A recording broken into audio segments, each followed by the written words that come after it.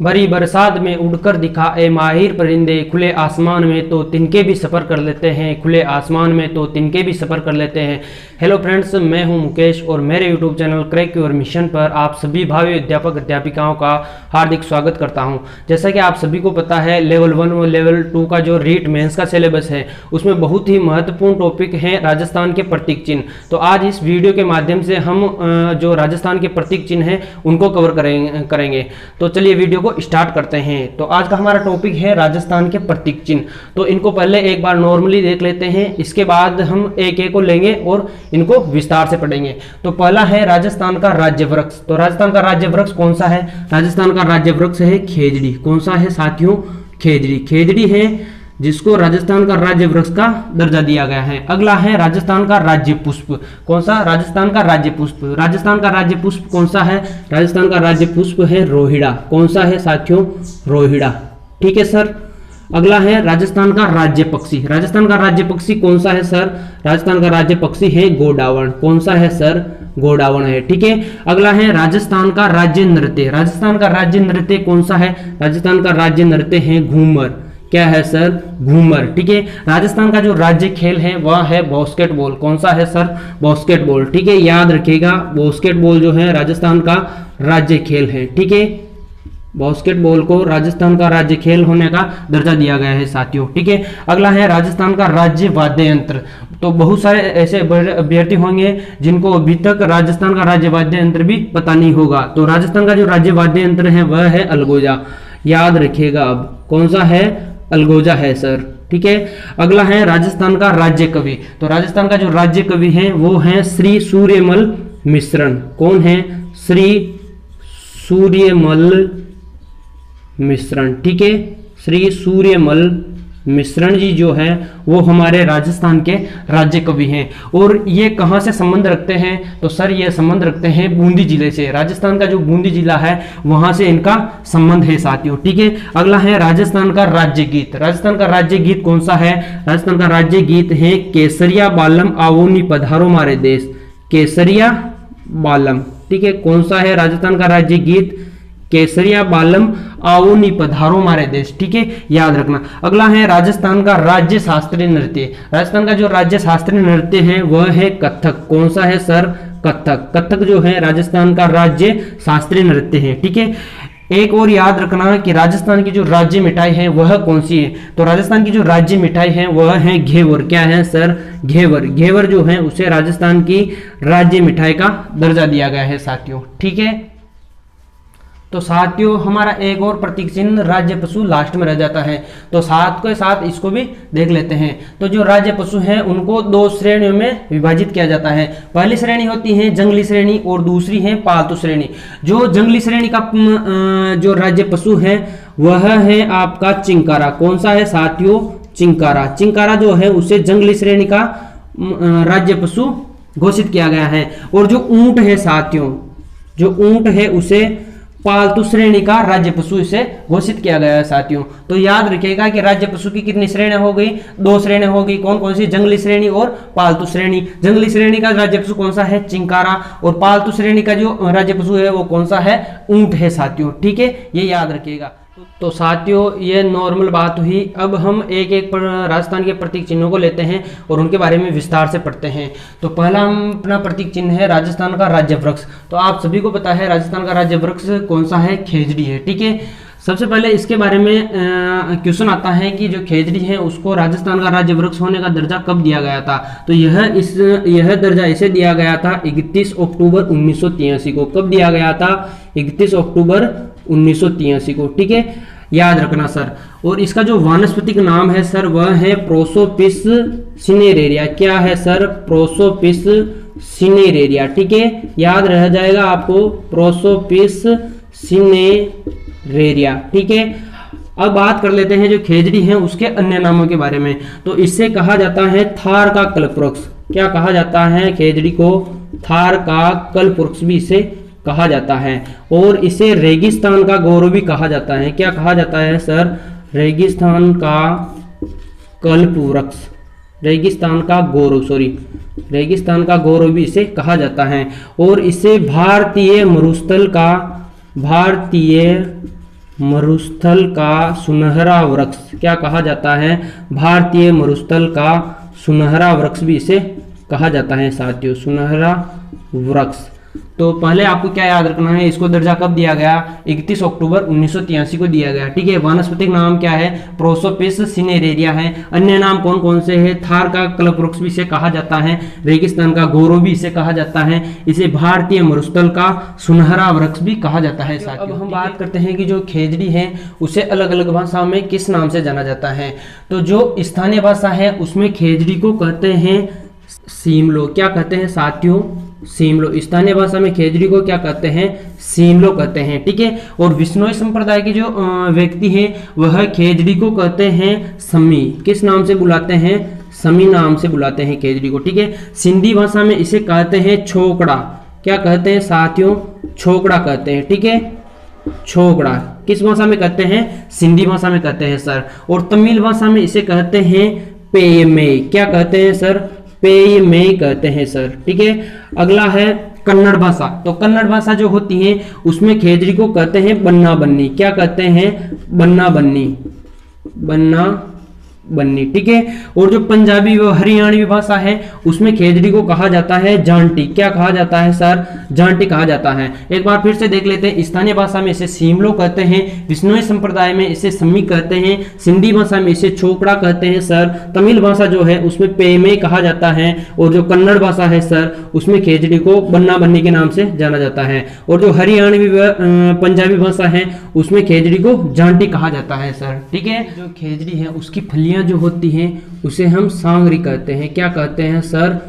सांगरी कहते हैं। और जो सांगरी है उसको सब्जी बनाने के लिए यूज किया जाता है। किस के लिए यूज किया जाता है? सब्जी बनाने के लिए इसका यूज किया जाता है। और जो खेजड़ी की पत्तियां होती हैं उसे हम लूम कहते हैं। क्या कहते हैं? लूम। और इसे चारे की तरह प्रयोग किया जाता है, चारे के लिए इसका यूज किया जाता है साथियों। और जो खेजड़ी है उसका जो पूजन है वह किया जाता है विजयादशमी को। कब किया जाता है? विजयादशमी को इसका पूजन किया जाता है सर। ठीक है, खेजड़ी के नीचे जो मंदिर है वो किनके बने होते हैं? जो खेजड़ी वृक्ष होता है उसके नीचे जो है वो गोगाजी महाराज, गोगाजी और जुझार बाबा।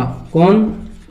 गोगाजी और जो जुझार जी है उनके मंदिर खेजड़ी वृक्ष के नीचे बने होते हैं साथियों।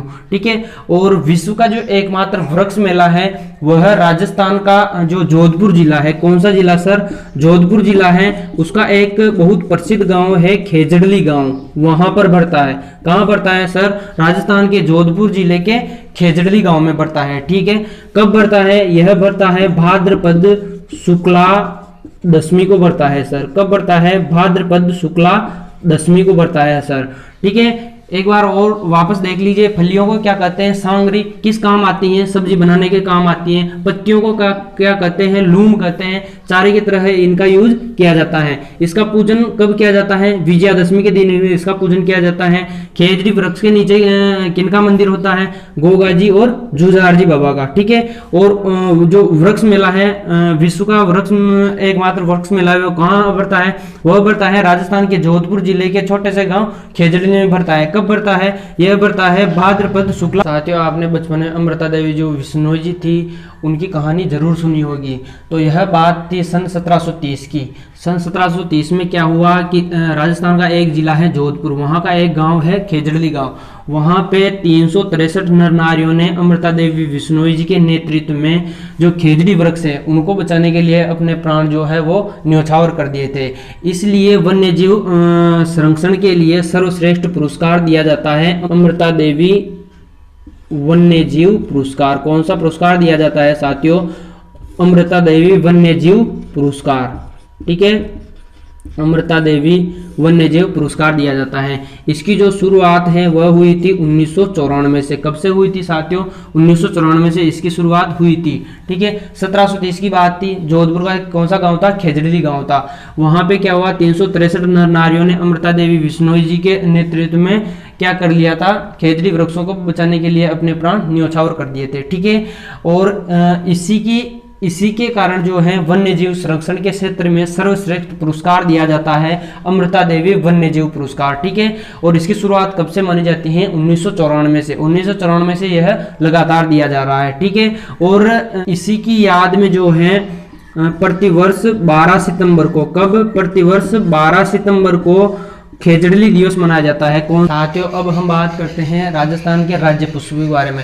तो आप सभी को पता है राजस्थान का राज्य पुष्प कौन सा है? रोहिड़ा है। ठीक है, तो इसके बारे में क्वेश्चन पूछा जाता है कि इसको राजस्थान का राज्य पुष्प कब घोषित किया गया था? तो इसे घोषित किया गया था 21 अक्टूबर 1983 को। कब किया गया था? 21 अक्टूबर 1983 को। ठीक है, और जो इसका वानस्पतिक नाम है सर, वह है टिकोमेला अंडुलेटा। टिकोमेला अंडुलेटा, टिकोमेला अंडुलेटा। ठीक है सर, अंडुलेटा इसका क्या है? वानस्पतिक नाम है। ठीक है, और इसके जो उपनाम है वह है राजस्थान की मरुशोभा। जो रोहिड़ा है उसे राजस्थान की मरुशोभा भी कहते हैं। क्या कहते हैं? राजस्थान की मरुशोभा भी कहते हैं, और इसे मारवाड़ टीक भी कहते हैं। क्या कहते हैं सर? मारवाड़ टीक। ठीक है, और इसे मरुस्थल का सागवान भी कहते हैं। ठीक है सर, याद हो जाएगा, मरुस्थल का सागवान भी इसे कहा जाता है। ठीक है, और यह सर्वाधिक मात्रा में जैसलमेर हो गया, आपका जोधपुर हो गया, पाली हो गया, और अजमेर में यह पाया जाता है। ठीक है, तो रिपीट कीजिए, दर्जा कब दिया गया? 21 अक्टूबर 1983 को दिया गया। वानस्पतिक नाम क्या है? टिकोमेला अंडुलेटा। ठीक है, उपनाम कौन कौन से है? राजस्थान की मरुशोभा भी इसे कहा जाता है, मारवाड़ टी के नाम से भी इसे जाना जाता है, मरुस्थल का सागवान भी इसे कहा जाता है, और यह सर्वाधिक मात्रा में जैसलमेर, जोधपुर, पाली और अजमेर में पाया जाता है साथियों। ठीक है, बात करते हैं जो राजस्थान का राज्य पक्षी है उसके बारे में। तो आप सभी को वैसे पता ही है राजस्थान का राज्य पक्षी कौन सा है? गोडावण है। ठीक है, जो गोडावण है उसको 1981 में राज्य पक्षी का दर्जा दिया गया था। कब दिया गया था? 1981 में। ठीक है दोस्तों, 1981 में इसे राज्य पक्षी का दर्जा दिया गया था। ठीक है, और जो गोडावण है उसे ग्रेट इंडियन बस्टर्ड के नाम से भी जाना जाता है। किस नाम से जाना जाता है? ग्रेट इंडियन बस्टर्ड के नाम से भी इसे जाना जाता है। और जो गोडावण है उसका जो वैज्ञानिक नाम है वह है ओडियोटिस नाइग्रिसेप्स। क्या नाम है? ओडियोटिस निग्रिसेप्स। ठीक है, और जो गोडावण है उसके कुछ उपनाम भी हैं, जैसे कि सोहन चिड़िया हो गया, हुकना पक्षी हो गया, गुराइन हो गया। ये जो नाम है यह गोडावण के उपनाम माने जाते हैं। ठीक है, और अब बात करते हैं कि जो गोडावण है वह कहाँ कहाँ पाया जाता है। तो जो गोडावण है वह जैसलमेर का जो मरु उद्यान है वहां पे भी पाया जाता है, और 12 में एक स्थान है सोरसन, यानी सोरसन 12 में भी गोडावण पाया जाता है साथियों। और अजमेर का एक स्थान है सौंकलिया, तो सौंकलिया अजमेर में भी यह पाया जाता है। एग्जाम में राज्य पक्षी गोडावण से कुछ और प्रश्न भी उठ सकते हैं, उनको भी हम देख लेते हैं।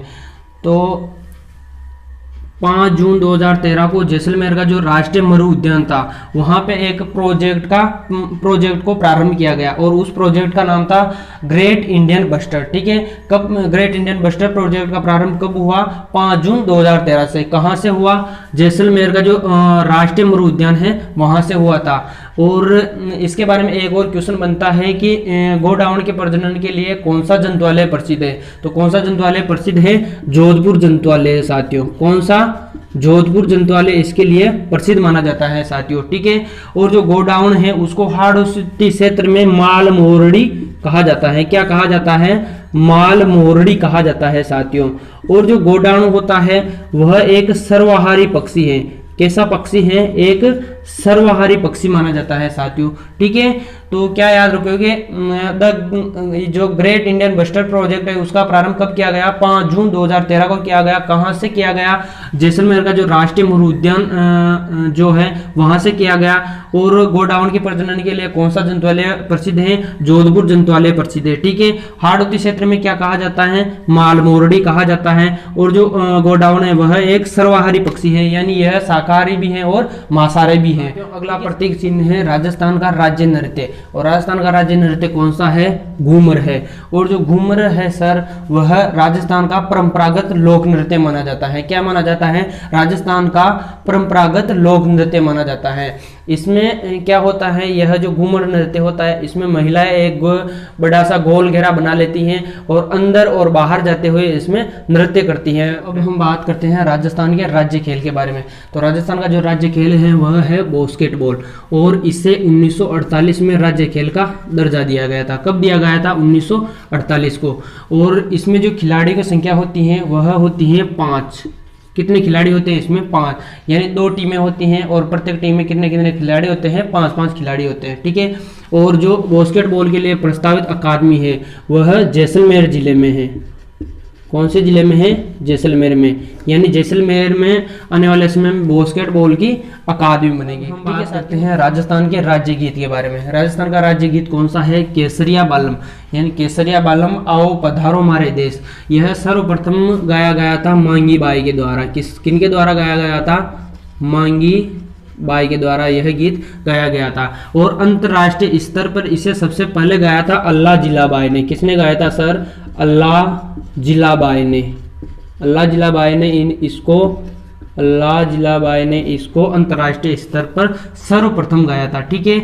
और इसका जो संबंध है वह जो ढोला मारू की जो प्रेम कथा है, ढोला मारू की जो प्रेम कथा है उससे इसका संबंध माना जाता है। ढोला मारू की प्रेम कथा, ठीक है, ढोला मारू की प्रेम कथा, ठीक है। और जो यह केसरिया बालम है यह मांड गाय की शैली में बना हुआ है। मांड गाय की शैली, इसकी शैली कौन सी है? मांड गाय की शैली, ठीक है। तो क्या याद रखना है? सर्वप्रथम किनके द्वारा गाया गया? मांगी बाई के द्वारा गाया गया। अंतर्राष्ट्रीय स्तर पर किसने गाया? अल्लाह जिलाबाई ने गाया। संबंधित प्रेम कथा कौन सी है? ढोला मारू की प्रेम कथा, यानी जो केसरिया बालम जो गीत है उसका संबंध किससे है? ढोला मारू की जो प्रेम कथा है उससे है। और जो केसरिया बालम जो गीत है उसकी शैली कौन सी है? मांड गाय की शैली है, ठीक है। और एक बात और याद रखना कि जो अल्लाह जिलाबाई थी उन्होंने सर्वप्रथम इसको बीकानेर के जो महाराजा गंगा सिंह थे, कौन? बीकानेर के जो महाराजा गंगा सिंह थे उनके सामने केसरिया बालम जो गीत है उसको सर्वप्रथम गाया था। अब हम बात करते हैं राजस्थान के राज्य पशु के बारे में। तो मैंने पहले आपको बताया था कि जो राजस्थान का जो राज्य पशु है उसको 2 श्रेणियों में विभक्त किया गया है। पहली कौन सी श्रेणी थी? जंगली श्रेणी। दूसरी थी पालतू श्रेणी। जंगली श्रेणी का राज्य पशु कौन था? चिंकारा था, ठीक है। और जो पालतू श्रेणी थी उसका राज्य पशु कौन है? ऊंट है, ठीक है। तो पहले हम चिंकारा को देख लेते हैं। तो जो चिंकारा है उसको राज्य पशु का दर्जा दिया गया था 1981 को। कब दिया गया था? 1981 को, ठीक है। और जो चिंकारा है उसका वैज्ञानिक नाम जो है वह है गजेला बेनेटी। क्या है? गजेला बेनेटी है, ठीक है। और जो इसका उपनाम है वह है छोटा हरिण, यानी जो चिंकारा है उसे हम छोटा हरिण के नाम से भी जानते हैं। और चिंकारों के लिए जो प्रसिद्ध अभ्यारण्य है वह है नाहरगढ़ अभ्यारण्य। कौन सा अभ्यारण्य? नाहरगढ़ अभ्यारण्य। यह राजस्थान के कौन से जिले में आता है? यह आता है सर राजस्थान के जयपुर जिले में, ठीक है। और जो चिंकारा है साथियों यह एंटीलोप प्रजाति का मुख्य जीव माना जाता है। किस प्रजाति का? एंटीलोप प्रजाति का यह मुख्य जीव माना जाता है। और यह सर्वाधिक मात्रा में मरु क्षेत्र में पाया जाता है। कहां पाया जाता है? राजस्थान के मरु क्षेत्र में यह सर्वाधिक मात्रा में पाया जाता है। तो सबसे अंत में हम बात कर लेते हैं राज्य पशु के बारे में। और राज्य पशु जो है वह पालतू श्रेणी का राज्य पशु, उसके बारे में बात करते हैं। तो पालतू श्रेणी का जो राज्य पशु है वह कौन सा है? ऊंट है, ठीक है। जो ऊंट है उसे 30 जून 2013 को राज्य पशु का दर्जा दिया गया था। कब दिया गया था? 30 जून 2013 को दिया गया था, ठीक है। और सर्वाधिक ऊंट कहाँ पाए जाते हैं? राजस्थान के बाड़मेर जिले में पाए जाते हैं। सबसे कम ऊंट कहाँ पाए जाते हैं? प्रतापगढ़ में पाए जाते हैं, ठीक है सर। और जो ऊंट है उसे रेगिस्तान का जहाज भी कहा जाता है। क्या कहा जाता है? रेगिस्तान का जहाज भी कहा जाता है। और जो ऊंट है, ऊंटों के जो देवता हैं वह है पाबूजी महाराज। कौन है? पाबूजी महाराज। ऊंटों के देवता के रूप में कौन पूजे जाते हैं? पाबूजी महाराज पूजे जाते हैं। और ऊंट पालक जाति कौन सी है? यह है सर रेबारी, ठीक है। और जो गौरवंद है वह ऊंट का श्रृंगारिक गीत है। क्या है? गौरवंद ऊंट का श्रृंगारिक गीत है, ठीक है। और जो गिरबान है वह ऊंट का एक आभूषण होता है। क्या होता है? ऊंट का एक आभूषण होता है। अब बात करते हैं उस्ताकला और काम्पी की। तो जब जो ऊंट की जो खाल होती है उसके ऊपर जब कलाकारी की जाती है तो उसे हम कहते हैं उस्ताकला। क्या कहते हैं? उस्ताकला। और काम्पी किसे कहा जाता है? तो काम्पी उसे कहा जाता है सर कि जो ऊंट होता है उसकी जो खाल होती हैं उससे ठंडे पानी के लिए कुछ पात्र बनाए जाते हैं, उन्हें ही क्या कहा जाता है? काम्पी कहा जाता है। साथ में साथियों एक बात और याद रखना कि जो ऊंटनी होती है, ऊंटनी का जो दूध होता है उसमें विटामिन सी भरपूर मात्रा में पाया जाता है। और इसकी प्रमुख नस्लें होती हैं, एक तो जैसलमेरी ऊंट होता है, एक गोमट ऊंट होता है, एक नाचना ऊंट होता है, एक बीकानेरी ऊंट होता है। ठीक है, आदि यह इसकी प्रमुख नस्लें मानी जाती हैं। आज इस वीडियो के माध्यम से हमने राजस्थान की जो प्रतीक चिन्ह हैं उनको कवर किया है। अगर आपको यह वीडियो पसंद आया तो प्लीज़ इस वीडियो को लाइक कीजिए और ज़्यादा से ज़्यादा इस वीडियो को शेयर कीजिए और इस पर कमेंट करना मत भूलिए। और अगर आप हमारे चैनल पर नए हैं तो प्लीज़ हमारे चैनल को सब्सक्राइब कीजिए, क्योंकि आगे भी ऐसे ही नॉलेजेबल वीडियो आपको इस चैनल पर मिलते रहेंगे साथियों।